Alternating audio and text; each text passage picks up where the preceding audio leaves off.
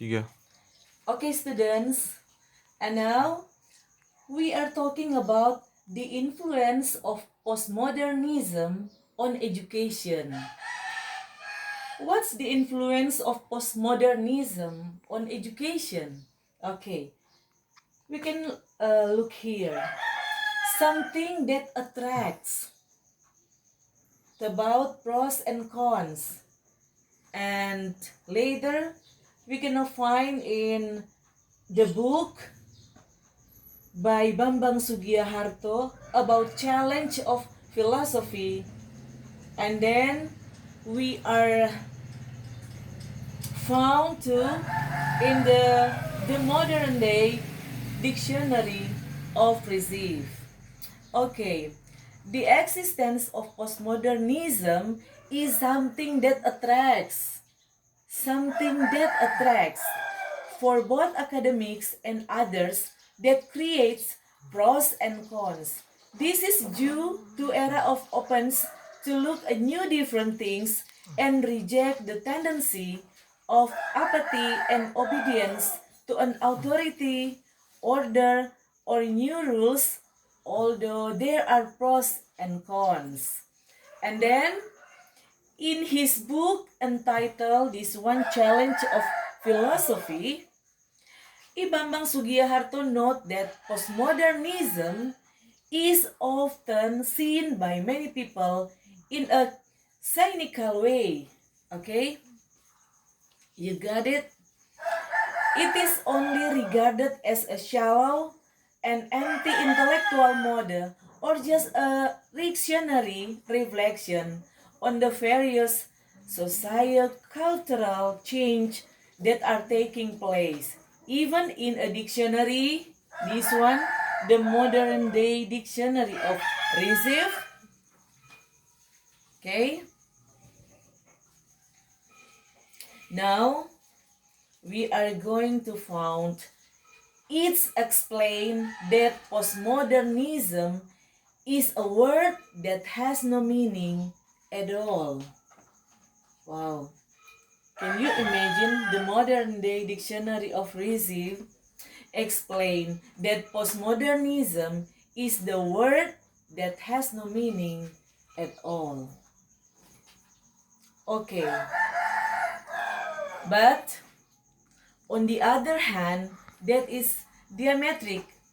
Postmodernism can actually attract the attention of the wider community even to get out of the academic world.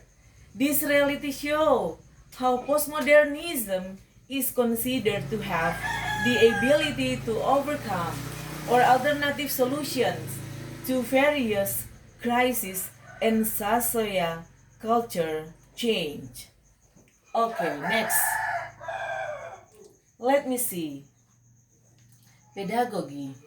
This is we are talking, we are learn for this morning about influence of postmodernism on education. So the first is pedagogy. Look at here.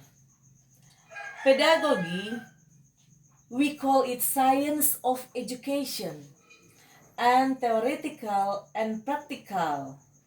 Okay? And share ideas. Talking about share ideas, learners must be helped to see how to share ideas.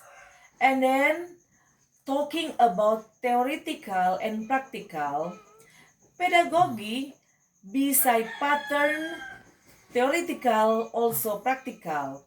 For those that are theoretical, things that are normative are described referring to certain standard values, while the practical nature show how educational must be implemented. Okay, and then talking about a forum for socialization, a forum for socialization, and the last one is cooperate. So, educators must be willing and able to work with students. That is corporate. Okay, next.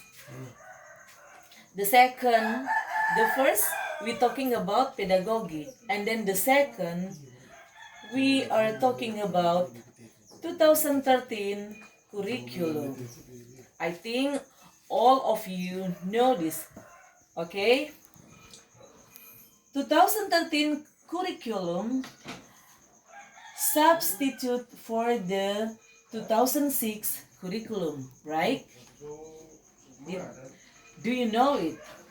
And then we already know that the 2013 curriculum, that is the character-based curriculum. Okay? The 2013 curriculum has proven the existence of postmodernism in the world of Indonesian education. The presence of postmodernism in the field of education give a new color. Okay, look at here. Yes, a new color, and give a critical message in the assumption or tradition that has been believed to be true. Okay? And now we are continue our lesson about the advantage and disadvantage of postmodernism. The first, what is the advantage of postmodernism? The first is sensitive to the possibility. The second is positive ethical principles. The third is namely opens to diversity of society. And then tolerance, resistance to monopoly. Now, before these advantages of postmodernism, and now what is these advantages of modernism? The first is passionate about promoting small narratives. The second is does not distinguish between ideology. The third is get rid the big stories, forsake the small stories. Okay, you got it? And now we are talking about postmodernism education philosophy. You can look this. Science and technology, certain point. Not being able to, the real ones are rational. Okay. Impossible determine objective truth. Reject large narratives. Forsake small narratives. And knowledge is power.